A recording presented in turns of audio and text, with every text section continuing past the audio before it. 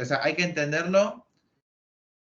Y la mejor forma de entender al polígono de Willis, también, si ven bibliografía, también ahora está, viste que ahora en anatomía no se usan más los nombres y usan ya nombres más descriptivos. Acá pueden encontrar como circuito arterial cerebral o circuito arterial del cerebro. Sepan que es lo mismo. Ujú. Bueno, básicamente el polígono de Willis, o circuito arterial cerebral, son dos partes. Una parte que es anterior y una parte que es posterior. Y esta parte anterior y esta parte posterior se van a estar comunicando. O sea, no es que una está sueltita así y la otra está sueltita así. No, están conectadas, están anastomosadas entre sí. Bueno, primeramente tenemos a la arteria carótida interna. O sea, a ver, esto era, teníamos la arteria aorta, el callado de la aorta, y ahí salía la arteria carótida común. Y ahí después se bifurcaba en carótida externa y carótida interna. La Sí. arteria carótida interna subía, y va a pasar por el conducto carotidio, así que, y ahí va a ingresar a toda la cavidad craneal. Es esta, la arteria carótida interna. Es esta de acá. Entonces, Ujú. esta arteria carótida interna es la que va a ir dando las ramas para todo lo que es este sistema anterior. Sí. Después, después también, lo mismo, ahora para el lado posterior era la arteria subclavia, recuerda que era el callado de la aorta y salía una arteria subclavia del lado izquierdo y otra del lado derecho. Del lado derecho salía del tronco arterial brachiocefálico. Tenías Sí. la arteria subclavia.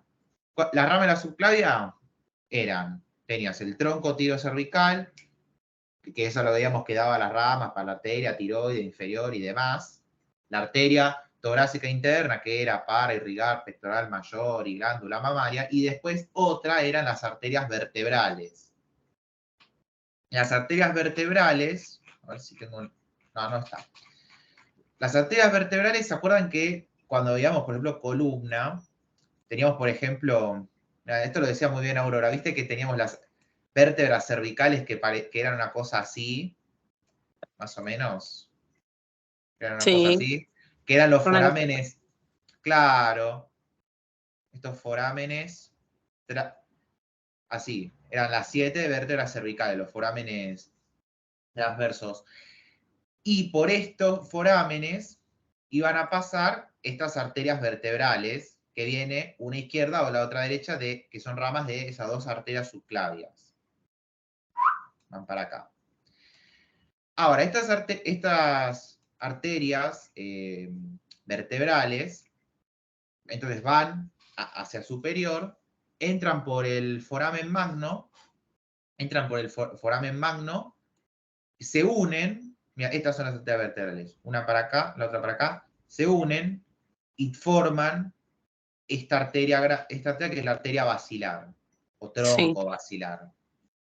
¿Sí? O sea, acá ya tenés lo anterior, dado por la arteria carótida interna, y lo posterior, dado por la arteria basilar. Hasta Ujú. ahí, vamos bien, hasta ahí. Perfecto. Bien. Ahora, ahora, yendo al lado anterior, esta arteria carótida interna va a dar esto, que son arterias cerebrales medias, ¿sí? Que es más que nada para ir a irrigar todo lo que son el lóbulo temporal, y después va a dar estas ramas, que son las arterias cerebrales anteriores. O sea, la carótida interna da las cerebrales medias y la Sí. cerebral anterior. La cerebral anterior es para ir a irrigar todo lo que es el lóbulo frontal. Tenés una arteria cerebral anterior derecha y otra izquierda. ¿Sí? Sí. Y estas dos arterias cerebrales anteriores van a estar unidas por una arteria comunicante anterior. Ujú. Bien, hasta ahí Esto Hasta sería, acá. Bien. bien, bien, vamos del lado posterior. Se entiende que acá vamos a tener arterias, entre las ramas de la arteria basilar tenemos arteria cerebelosa superior, cerebelosa inferior, cerebelosa posterior inferior. Se entiende que esta arteria basilar va a dar ramas para el cerebelo justamente porque el cerebelo estaría más o menos acá, ¿no? Sí, en el posterior. Entonces, tiene sentido que la arteria basilar le mande también irrigación al cerebelo, ¿sí?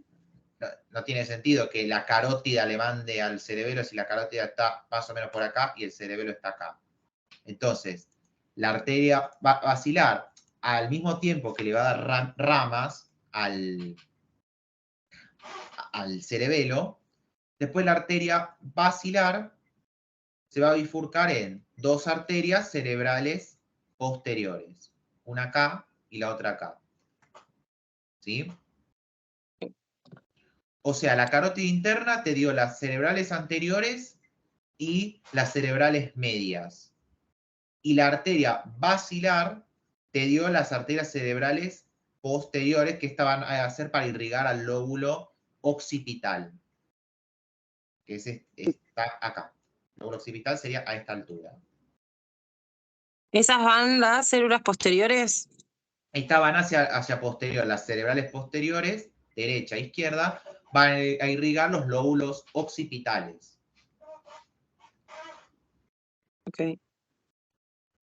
Bien.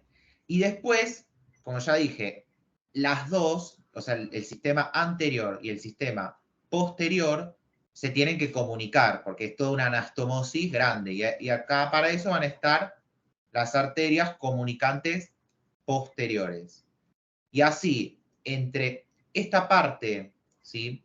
Que se dispone, que va de lateral a medial, de las cerebrales anteriores, entre la propia carótida interna, entre las comunicantes posteriores y acá la bifurcación de la basilar, se forma acá esto que es básicamente un pentágono, un polígono. Por eso de ahí, polígono de Willis. Polígono de Willis. Una rama, acá, de la carótida interna es la arteria oftálmica, ¿sí? Que esa es la que después vemos que ingresa que va a atravesar el conducto óptico y va después a irrigar al ojo. Y después, acá no las marca, va a haber acá también unas arterias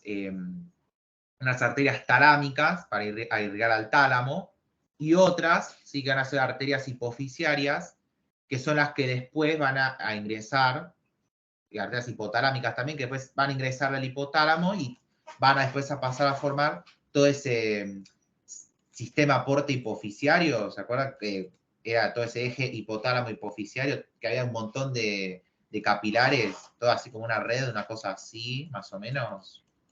Sí. Bueno, el inicio justamente de este aporte hipoficiario arranca con estas arterias, que acá no las marca, con estas arterias hipotalámicas e hipoficiarias que salen de acá, ¿sí? Y después se exporta justamente porque hay doble capilarización. ¿En el Bueno, polígono? no, ya cuando viaja esta arteria hipotalámica, viaja hacia justamente el hipotálamo, ahí ya se hace toda esa capilarización. Se hace ya ahí, en el eje hipotálamo hipoficiario, no en el polígono. Bueno, era esto el polígono de Willis.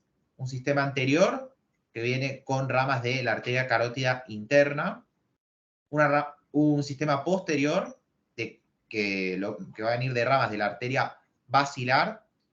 La carótida interna da sus arterias cerebrales medias y arterias cerebrales anteriores. Las cerebrales anteriores estaban unidas entre sí por las arterias comunicante anterior. Después, la arteria basilar, después se bifurca y da las arterias cerebrales posteriores. Entonces ya tenemos arteria cerebral anterior, arteria cerebral media, arteria cerebral posterior, y tenés la arteria comunicante posterior, esta clave, porque esta es la que termina, digamos, de unir al sistema posterior del sistema anterior. Y así es como después formás esto. Toda esta polígono. anastomosis. Y después los datos que yo les decía era una rama, que es la arteria oftálmica, que esa va para y después irrigar al ojo, arterias hipotalámicas, hipofisiarias, arterias talámicas, justamente de estas arterias hipofisiarias, y después justamente después cuando llegue al eje hipotalámico hipofisiario va a formar todo ese sistema porta hipofisiario cuando ya se capilarice, y después, como dije, la arteria basilar, que es la posterior, va a dar ramas también para irrigar al cerebelo. Y dije que tenía sentido justamente porque el cerebelo está acá, Claro. ínfero, póstero inferior. Bueno, era eso el polígono de Willis, que era más fácil de lo que parecía. Sí, sí. Porque uno ve vos ves todo esto y decís, ay, cuántas arterias, la puta madre, no me lo voy a saber ni en pedo. Y es cuestión de interpretarlo. Pero es esto. Ya lo grabé por si después lo quieren volver a ver y entenderlo de nuevo. Bueno,